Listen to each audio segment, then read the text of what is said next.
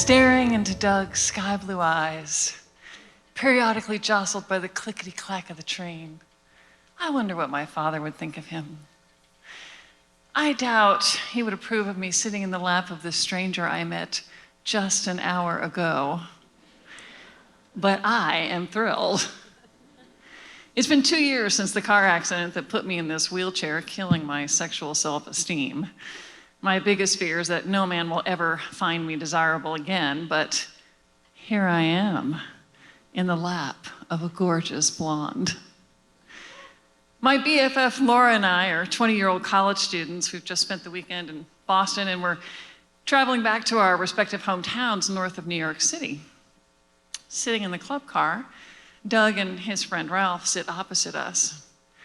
Doug is tall and tan, and he's wearing this pink Oxford shirt with khakis, the ultimate preppy, but oh, he can pull it off like Robert Redford in The Great Gatsby. His friend Ralph is a little more John C. Reilly out of Talladega Nights. Doug introduces himself and Ralph and says, "Can we buy you ladies a drink?" A tempting offer. But I remember my father's many stern warnings: never accept drinks from strange men.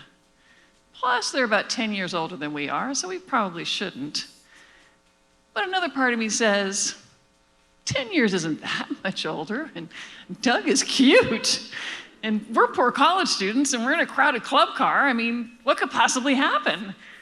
So I say, yes, that would be lovely. So we start chatting, trading jokes, and flashing eyes. And when I say we, I mean Doug and I, because we are in this attraction vortex engaged in mutual full-on flirting. I can't believe he likes me. But Doug doesn't know about the wheelchair, because when I got on the train, I transferred to a regular seat. But about 10 minutes later, he grabs my hand and he says, "Let's go explore the train together." Oh, I thrill at the seductive tone of his voice, but then I want to puke, because now I have to tell him about the wheelchair, and this beautiful interlude will be over. I use a chair, and it's stored somewhere on the train, so I can't really go exploring with you. He just shrugged and said, "That's okay. I just wanted to get you alone. I guess this will do instead." And that's when he reached over, picked me up, and placed me in his lap. Oh, I'm so thrilled at this turn of events. He knows about the wheelchair, and he still thinks I'm sexy. But of course, if Dad didn't want somebody to buy me a drink, he'd have a cow knowing I'm sitting in this stranger's lap. But it feels so good. I mean, nobody's held me since the car accident. Besides, we're in a crowded club car surrounded by people. What could possibly happen? And then the train goes through this really long, dark tunnel. And the lights in the train go off inside as well. So now it's pitch black inside and out. It's spooky. I know I'm surrounded by people just inches away, but I can't see anybody. I can't even see Doug. But I can feel his lips on mine. Nice, soft lips, persuading me to respond in kind. Oh, Dad would definitely not approve of this. But it's dark and nobody can see us.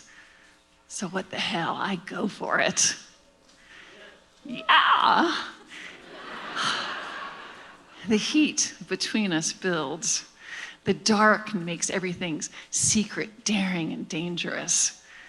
And then Doug gently glides one of my hands down to his waistband to show me his enthusiasm in this moment. I know he wants me to give him the tug of love.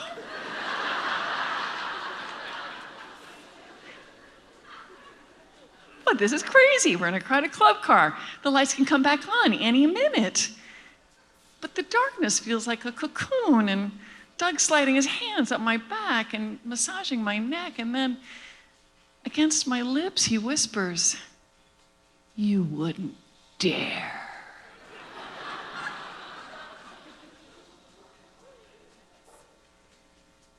Oh, wouldn't I? Naughty squeezing ensues, and we are now full on laughing at our audaciousness. We feel plucky, bold, even superior superior, right up until the lights flash back on. Mid-tug. Before Doug's train could come into the station. My vision rudely restored. I see that Doug's shoulders are rubbing up against Ralph's, Laura's knees are up against his, and there's this sweaty old guy standing right next to us, holding onto the back of Doug's chair for stability. And I turn beet red. And if I had a hand free, I would have slapped myself in my head for my stupidity. And then we both burst out laughing again. I lean forward and Doug manages to put everything back in order. And then he picks me up and puts me back in my seat and with eyes dancing gets up to get more drinks. Well, Laura's stop is one before mine, and as soon as she's off the train, Doug says, "Come with us all the way to the city. We'll party all night. It'll be great." Oh my God, a night on the town of the Big Apple with a native New Yorker, this handsome man. This could be the night of my life. Think of the story I'll have to tell Laura. I open my mouth to say yes. And then I remember my ride waiting for me at my station. There are no cell phones in 1978. Doug says, "Boom off." Like, I can't do that. Yes, you can. I can't. It's my father. Oh yeah, there'll be no blowing off to your old dad. My train pulls into the station, and there's my Marine Corps father standing erect, shoulders back, looking for his little girl. Our car stops right in front of him.